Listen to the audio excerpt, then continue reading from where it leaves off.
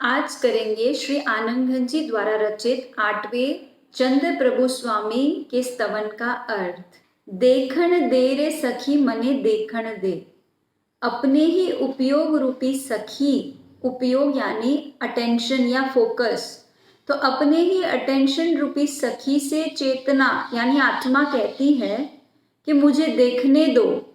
चंद्र प्रभु मुख चंद्र सखी, चंद्र प्रभु परमात्मा परम शुद्ध आत्मा के मुख चंद्र को यानी अपने ही स्वरूप के दर्शन करने को, उपशम रस नो कंद, जो शांत रस रूप कंद है, कंद यानी जड़ है, सखी गत कलिमल दुख द्वंद, हे सखी इस स्वरूप दर्शन से गत कलिमल यानी चले जाते हैं कर्म रूपी मल, दुख यानी सारी पीड़ा चली जाती है, और द्वंद्व यानी जो ड्युअलिटी में हम एक्सपीरियंस करते हैं लाइफ को, जैसे दिन रात, राग द्वेष, सुख दुख, अच्छा बुरा, तो वो जितने भी द्वंद्व है वो भी मिट जाते हैं। तो भावार्थ इस प्रकार है, आत्मा अपने ही उपयोग यानी अपने ही अटेंशन रूपी सखी से कहती है कि मुझे देखने दो चंद्र प्रभु स्वामी को, जो कि शुद्ध आत्मा है, परम शुद्ध चैतन्य तत्व है, अपने ही स्वरूप के दर्शन करने हैं, जो शांत रस के कंद समान है और जिसके दर्शन से चले जाते हैं सारे कर्ममल, दुख और सारे द्वंद्व। दूसरी गाथा में आनंद घन जी कहते हैं, सुहुम निगोदे न देखियो, सूक्ष्म निगोद में जिसके दर्शन नहीं हुए, बादर अति ही विशेष यानी बादर निगोद में भी विशेष रूप से दर्शन नहीं हुए, यानी निगोद का अर्थ होता है जो साधारण वनस्पति काय में लील फूग आती होती है, उसे निगोद कहते हैं। तो हमारी जो संसार की यात्रा है वो निगोद से आरंभ होती है। तो निगोद में जिसके दर्शन नहीं हुए, सूक्ष्म में भी और बादर में भी। सूक्ष्म वो होते हैं जो आंखों से नहीं दिखते और बादर वो है जो आंखों से दिख पाते हैं। तो ऐसी गति में भी मुझे जिनके दर्शन नहीं हुए, पुढ़वी आऊ न लेखियो, पृथ्वी काय में जब जन्म लिया, और आऊ यानी अपकाय यानी पानी रूप भी जब जन्म लिया तब भी मुझे दर्शन नहीं हुए। लेख्यो का अर्थ है मतलब पहचाना नहीं। तेऊ वायु न लेश, और तेऊ का यानी अग्नि और वायु का यानी हवा। तो जब अग्नि रूप जन्म हुआ मेरा और जब वायु रूप जन्म हुआ, तब भी लेश मात्र यानी थोड़े भी मुझे जो है स्वरूप के दर्शन नहीं हुए।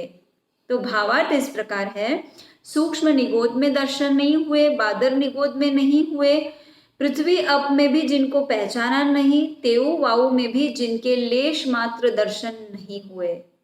तीसरी गाथा में आनंद घन जी कहते हैं, वनस्पति अति घण दिहा सखी, वनस्पति में ऐसे मैंने बहुत दिन बिता दिए सखी, दीठो नहीं दीदार यानी दर्शन नहीं हुए, स्वरूप का न दीदार हुआ।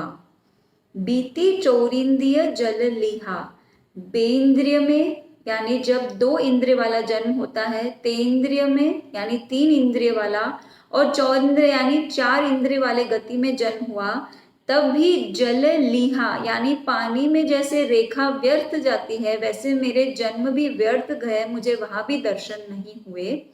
गत सन्नी पणधार, गत सन्नी यानी जहाँ संगनीपना नहीं है, अर्थात असंगनी, पण यानी पंचेंद्रिय, तो असंगनी पंचेंद्रिय रूप मैंने धारण किया तब भी मुझे दर्शन नहीं हुए।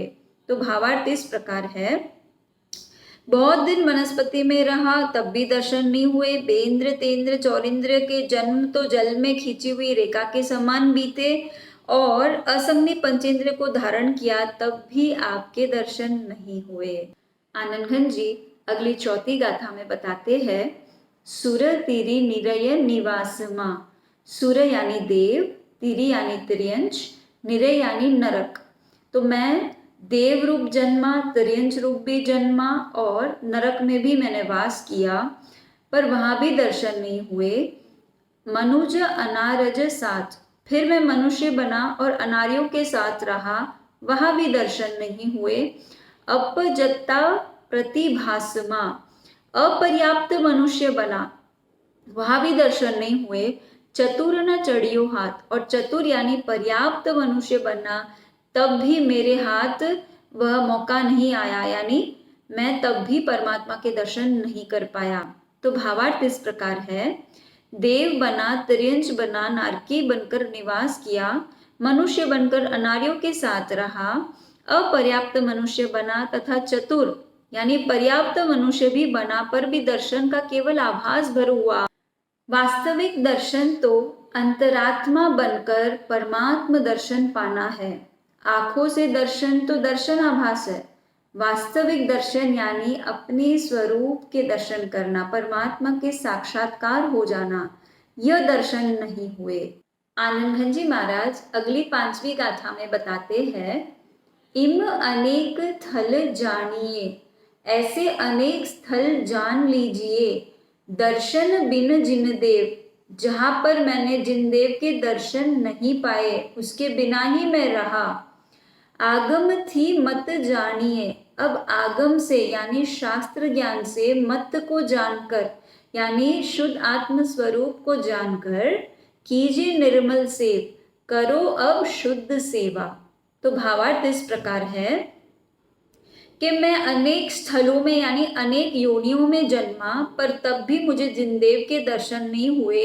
अब कोई पुण्य से जो है जिन मत मिला है यानी आगम का ज्ञान मिला है, तो उससे समझकर अपने स्वरूप के दर्शन करके उसकी अब शुद्ध सेवा करना है। आनंद घन जी महाराज अगली 6ठी गाथा में बताते हैं, निर्मल साधु भक्ति लही, निर्मल साधु यानी उत्तम सज्जन पुरुष, ये साधु पुरुष की भक्ति के द्वारा योग अवंचक होए, यानी आत्मा योगावंचक बनती है। वंचक यानी ठगना, तो अवंचक यानी जिसको अब ठगा नहीं जा सकता। तो योग अवंचक यानी उत्तम संयोग से जो आत्मा वंचित नहीं रहेगी, अर्थात उत्तम संयोगों को प्राप्त करेगी।